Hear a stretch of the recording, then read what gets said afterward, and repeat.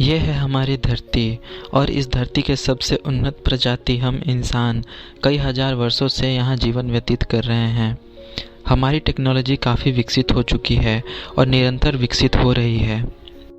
हमने कई तरह की खोजें की और हमारी पहुंच अंतरिक्ष तक बढ़ चुकी है।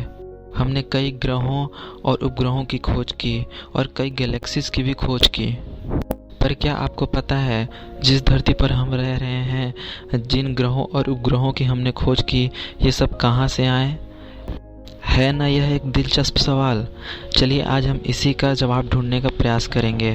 हेलो दोस्तों, मैं हूं अंकित कुमार और आप देख रहे हैं फैक्टोरियस वर्ल्ड। चलिए आज चलते हैं यूनिवर्स के एक नए सफ़र पर।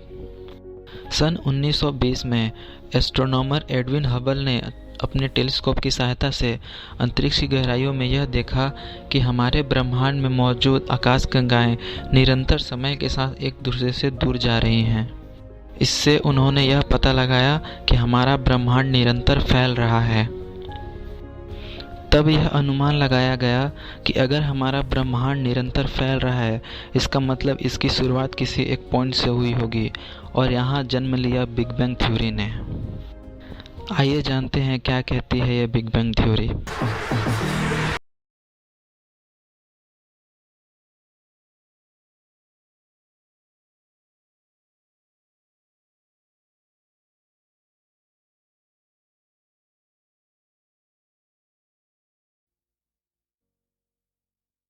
हमारा पूरा ब्रह्मांड एक परमाणु के जितने बिंदु के आकार में समाहित था। हाँ जी, सही सुना आपने। हमारा पूरा ब्रह्मांड एक परमाणु के जितने बिंदु में समाहित था। यह बेहद ही गर्म था और इसकी डेंसिटी काफ़ी हाई थी। उस समय टाइम और स्पेस एग्जिस्ट ही नहीं करते थे। फिर वो हुआ जो हमारे अस्तित्व का कारण बनने वाला था।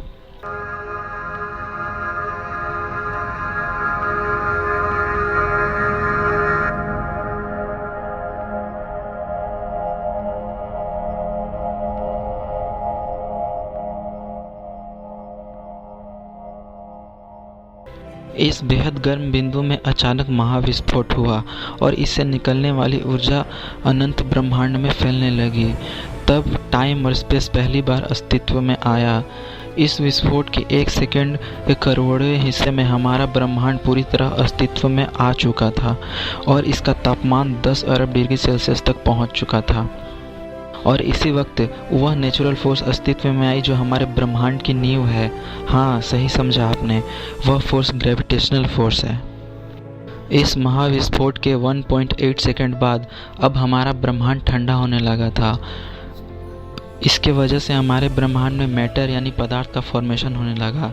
सब पार्टिकल्स जैसे क्वार्क्स, इलेक्ट्रॉन्स, प्रोटॉन और न्यूट्रॉन अस्तित्व में आने लगे। लगभग 3 मिनट बाद हमारे ब्रह्मांड का पहला तत्व हाइड्रोजन बना और साथ ही साथ हीलियम भी। सारे हाइड्रोजन एटम्स डस्ट यानी धूल के रूप में हमारे ब्रह्मांड में फैल गए। तब यहाँ एक फोर्स काम करने लगी। हाँ जी, वही ग्रेविटेशनल फोर्स। इस ग्रेविटेशनल फोर्स के वजह से सारे डस्ट धूल आपस में क्लोज होने लगे।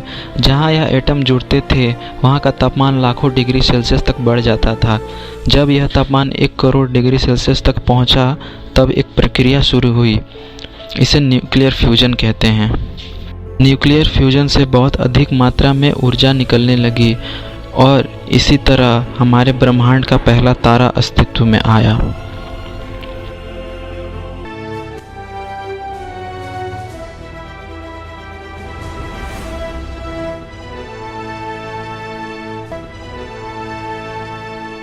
फिर लाखों वर्षों के अंतराल में इसी तरह हमारे ब्रह्मांड में करोड़ों अरबों तारे बने। ग्रेविटेशनल फोर्स ने यहाँ भी अपना असर दिखाना शुरू कर दिया। ग्रेविटेशनल फोर्स की वजह से ये अरबों करोड़ों तारे आपस में एक दूसरे के क्लोज आने लगे और समूह में रहने लगे। इसी तरह अरबों तारों के कई समूह बनने लगे जो कुछ इस प्रकार दिखते थे और इन्हीं तारों के समूह को आज हम गैलेक्सीज कहते हैं, यानी आकाशगंगा। इसी तरह कई लाखों वर्षों के अंतराल में अरबों आकाशगंगाएं अस्तित्व में आई। इन खरबों गैलेक्सीज में एक स्पाइरल गैलेक्सी का भी निर्माण हुआ जिसका नाम आज मिल्की वे है। जी हाँ, यह हमारी गैलेक्सी है जिसके खरबों तारों में से किसी एक तारे के चक्कर काट रहे कई ग्रहों में एक ग्रह हमारी पृथ्वी है जहाँ हम एग्जिस्ट करते हैं। पर अभी भी कुछ बचे कुचे डस्ट यानी धूल बचे हुए थे जो हमारे आकाश गंगाओं में तैर रहे थे। हजारों वर्षों के अंतराल में ये डस्ट और पत्थर के टुकड़े जिन्हें आज हम एस्ट्रॉयड कहते हैं आपस में जुड़ने लगे और एक रॉकी प्लैनेट का निर्माण होने लगा। यह हमारी पृथ्वी थी। जी हाँ, यह हमारी पृथ्वी थी जहाँ अनेक प्रजातियों के जीवन का अस्तित्व स्थापित होने वाला था। इसी तरह कई ग्रहों का निर्माण हुआ। बुध, शुक्र, मंगल, बृहस्पति, शनि, यूरेनस,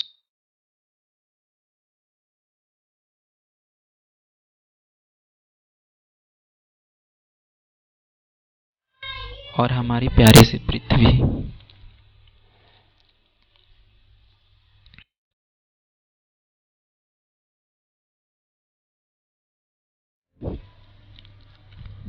इस तरह हमारे सौरमंडल का निर्माण हुआ।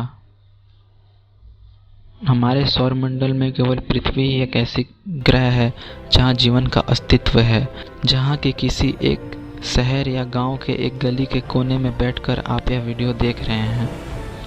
यह था हमारे ब्रह्मांड के शुरू से अब तक का सफ़र। आपके जन्म और आज से पहले इतनी घटनाएं घट चुकी है हमारे ब्रह्मांड में, और अभी निरंतर तेज़ी से हमारा ब्रह्मांड फैल ही रहा है।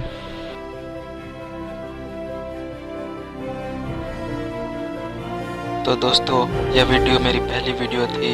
यह वीडियो आपको कैसी लगी? अगर वीडियो पसंद आई हो तो वीडियो को लाइक करें और चैनल को सब्सक्राइब करें। सब्सक्राइब बटन के बगल वाले घंटे को भी दबा दें ताकि मैं नेक्स्ट वीडियो अपलोड करूं तो आप तक पहुंच जाए। Thanks for watching the video.